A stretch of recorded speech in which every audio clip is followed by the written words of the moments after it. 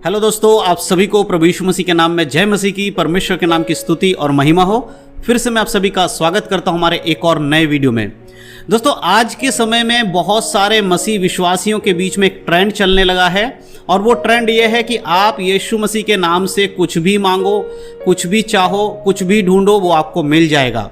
क्योंकि बहुत सारे ऐसे झूठे विश्वास करने वाले लोग जो कि झूठे भविष्यवक्ता लोग हैं जो उठ खड़े हुए हैं और वो लोगों को इस प्रकार की शिक्षा दे रहे हैं कि आप चाहे कैसा भी जीवन जियो, लेकिन अगर आप यीशु मसीह के नाम से कुछ मांगोगे तो आपको वो मिल जाएगा, और आप अगर कुछ ढूंढोगे तो आपको वो मिल जाएगा। और इन शिक्षाओं को वो इस तरह से देते हैं कि यीशु मसीह के नाम से आपको संसार की आशीषें मांगनी है, संसार के धन दौलत को मांगना है, संसार के पैसों को, ऐशो आराम को, और जो भी आनंद वाली बातें हैं, संसारिक बातें, उन सबको आप मांगिए, प्रभु आपको देगा। चाहे आपका जीवन कैसा भी हो, आप सिर्फ यीशु मसीह के नाम से मांगो, आपको मिल जाएगा। इस तरह का एक ट्रेंड चला हुआ है और ये बहुत ज्यादा मसीहों के बीच में आज फैलता चला जा रहा है। लेकिन मेरे प्रियो, मैं आपको एक चीज बताना चाहता हूं। देखिए, यीशु मसीह के नाम से मांगने पर मिलता है, इसमें कोई डाउट नहीं है। परमेश्वर अपने मांगने वाले को जरूर देते हैं। लेकिन सबसे बड़ी चीज आपको समझने वाली बात यह है कि आपको देखना होगा कि आप क्या मांग रहे हैं, किस तरह से मांग रहे हैं, आपके मांगने का पर्पस क्या है। आप कोई अच्छी वस्तु मांग रहे हैं या फिर कुछ भी उठाकर आप परमेश्वर से मांग ले रहे हैं, यह समझना आपके लिए बहुत जरूरी है। एक सच्चे मसीह को क्या मांगना चाहिए, प्रभु से क्या मांगने के लिए परमेश्वर ने कहा, यीशु मसीह ने क्या कहा है, वो आपको जानना बहुत जरूरी है। बहुत सारे लोग एक बात पर शिक्षा देते हैं, एक वचन को लेकर लोगों को सिखाते हैं कि आप कुछ भी मांग सकते हो। वो वचन है मत्ती रचित सुसमाचार उसका 7 अध्याय, वहां पर इस प्रकार से लिखा है, मांगो तो तुम्हें दिया जाएगा, ढूंढो तो तुम पाओगे, खटखटाओ तो तुम्हारे लिए खोला जाएगा। इस बात को दिखाकर, इस वचन को दिखाकर बहुत सारे लोग ये शिक्षा देते हैं कि देखिए, यहां पर प्रभु यीशु मसीह आपको कह रहे हैं, आप मांगोगे तो आपको मिल जाएगा, आप जो कुछ चाहिए आपको ढूंढे, प्रभु आपको देगा। आप खटखटाते रहो, जब तक आपको नहीं मिल जाता परमेश्वर आपको देगा। लेकिन मेरे प्रिय, यहां पर हमें आत्मिक रीति से कुछ बातों को समझना बहुत जरूरी है। क्या सच में यह वचन इसलिए लिखा गया है ताकि आप परमेश्वर से संसारिक वस्तुओं को मांगे, या फिर इस वचन का मतलब यह है कि आप जाए और चर्च में जाकर प्रार्थना करें, या आप अपने घर में बैठकर प्रार्थना करें, प्रभु मुझे एक घर का मुझे 4 घर दे दीजिए, एक मंजिल मेरा बना हुआ है, आप 2 मंजिल और बना दीजिए, मेरे पास साइकिल है, मुझे मोटरसाइकिल दे दीजिए। तो जिसके पास मोटरसाइकिल होगा वो प्रार्थना करेगा, मुझे कार दे दीजिए। जिसके पास कार है वो एरोप्लेन खरीदने की बात करेगा और वो ढूंढने लगेगा कि कैसे मैं इन चीजों को प्राप्त कर सकूं। क्या इस वचन का यह मतलब है? जी नहीं, इस वचन का यह मतलब बिल्कुल भी नहीं है। आपको बहुत ही ध्यान से समझने की जरूरत है। प्रभु यीशु मसीह की शिक्षा क्या थी? प्रभु यीशु मसीह जब भी कुछ बात कहते थे, वो कहते थे सबसे पहले क्या करना, आपको परमेश्वर के राज्य को आपको बढ़ाना है, या परमेश्वर के राज्य में खुद को बढ़ाना है, उसके वचन के अनुसार चलना है। जहां पर भी यीशु मसीह ने कुछ कहा है, वहां पर उसने परमेश्वर के वचन को महत्व दिया है।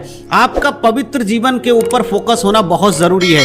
यहां पर भी अगर आप कुछ मांगते हैं, उसको मांगने का तरीका होना चाहिए। सबसे पहले परमेश्वर का वचन कहता है कि संसार की जो वस्तुएं हैं उनकी जरूरत तुम्हें है, इसके बारे में परमेश्वर जानते हैं। परमेश्वर को पता है कि मेरे बच्चों को क्या चाहिए, उसके खाने के लिए भोजन चाहिए, पहनने के लिए वस्त्र चाहिए, संसार में जीवन जीने के लिए बहुत सारी वस्तुओं की जरूरत है, वो सब चाहिए। ये आपके मांगने से पहले परमेश्वर को मालूम है। और परमेश्वर कहते हैं सबसे पहले तुम मेरे राज्य और धार्मिकता की खोज करो, तब ये सारी वस्तुएं तुम्हें मिल जाएंगी। मेरे प्रिय, याद रखिए, सबसे पहले परमेश्वर के राज्य और उसके धार्मिकता की खोज करनी है, तब ये वस्तु मिल जाएंगी। तो सबसे पहले आपको काम क्या करना होगा? मांगो तो तुम्हें मिलेगा, बिल्कुल सही है, लेकिन किस तरह से मांगना है, क्या मांगना है, यह हमें बाइबल के अनुसार देखना बहुत जरूरी है। और प्रभु जब कहते हैं कि सबसे पहले मेरे राज्य और धार्मिकता की खोज करो, तो भजन संहिता अगर हम पढ़ते हैं, भजन संहिता में 105 अध्याय में अगर आप आएंगे, भजन संहिता उसके 105 अध्याय के 4 और 5 आयत में मैं आपके लिए पढ़ के सुनाना चाहता हूं। वहां लिखा है, यहोवा की सामर्थ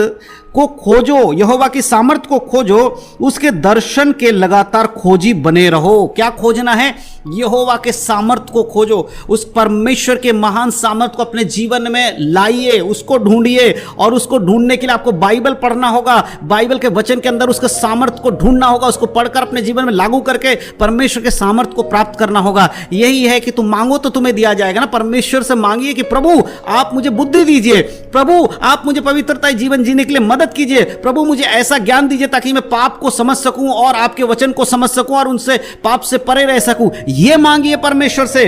और आगे प्रभु का वचन कहता है कि लगातार उसके दर्शन की खोज करो, प्रभु से लगातार आप पूछते रहो, ढूंढते रहो कि परमेश्वर की इच्छा आपके जीवन में क्या है। लगातार ढूंढते रहो परमेश्वर की इच्छा आपके जीवन में क्या है। यह है आपको मांगना है, यह ढूंढना है कि प्रभु आपकी इच्छा मेरे जीवन में क्या है। 5 आयत में लिखा है और 5 में इस प्रकार से लिखा हुआ है, उसके किए हुए आश्चर्य कर्म स्मरण करो, उसके चमत्कार और निर्णय स्मरण करो। परमेश्वर के आश्चर्य कर्म को स्मरण करना है, उसके चमत्कारों को स्मरण करना है, उसके निर्णय को स्मरण करना है कि उसने क्या आश्चर्य कर्म किया है, उसको आपको स्मरण करना होगा। उसने क्या चमत्कार किया है, उसको आपको स्मरण करना होगा, उसे देखना होगा अपने जीवन में। उसके निर्णय को देखिए, उसका निर्णय क्या था कि परमेश्वर की इच्छा को पूरा करना, उसको स्मरण करो। मेरे प्रियो, आज आपके और मेरे जीवन में यह होना बहुत जरूरी है। यदि आप और हम परमेश्वर के वचन में चलते हैं और इन बातों को नहीं करते हैं, तो याद रखिए कि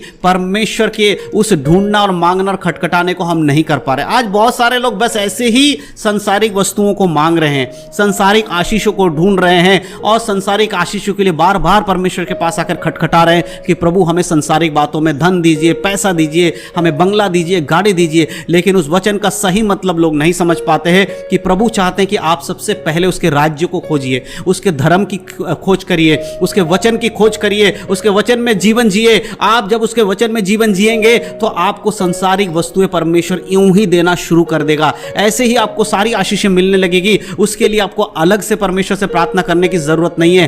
परमेश्वर से प्रार्थना करने की जरूरत है तो आपका आत्मिक जीवन अच्छे से चले, आप पवित्रता में खड़े रह सके, प्रभु के वचन के अनुसार स्थिर रह सके, शैतान के चाल से बचे रह सके, बुराइयों से बचे रह सके। इस बात के लिए आप प्रार्थना करिए, एक पवित्र जीवन जीने के लिए प्रार्थना करिए और बाकी चीजों के लिए आप परमेश्वर पे छोड़ दीजिए। संसार की हर एक वस्तु जो आपके लिए जरूरत है, आपके रहने के लिए, खाने के लिए, आपके पहनने के लिए, ओढ़ने के लिए, आपके परिवार के पालन पोषण के लिए जिस चीज की जरूरत है, वो सब परमेश्वर आपको यूं ही दे देगा यदि आप परमेश्वर के वचन के अनुसार चलते हैं और सही रास्ते में चलते हैं। बाइबल के वचन को गलत ना प्रस्तुत करते हुए, उसको सही रीति से समझते हुए, दूसरों को अच्छाई से सिखाते हुए और पवित्र आत्मा के द्वारा सीखते हुए अगर आप चलेंगे तो परमेश्वर आपको हर एक वस्तु जो आपके जीवन के लिए जरूरी है वो मुहैया कराएंगे। लेकिन मेरे प्रियो, आज बहुत सारे मसीह लोग सिर्फ और सिर्फ झूठे भविष्यवक्ताओं के पीछे चलना शुरू कर चुके हैं। वो प्रभु की ओर नहीं बढ़ रहे हैं। कोई भी व्यक्ति ना जल्दी से बाइबल खोलकर कुछ भी नहीं देखता, कौन क्या कह रहा है बस उस पर विश्वास कर लेता है।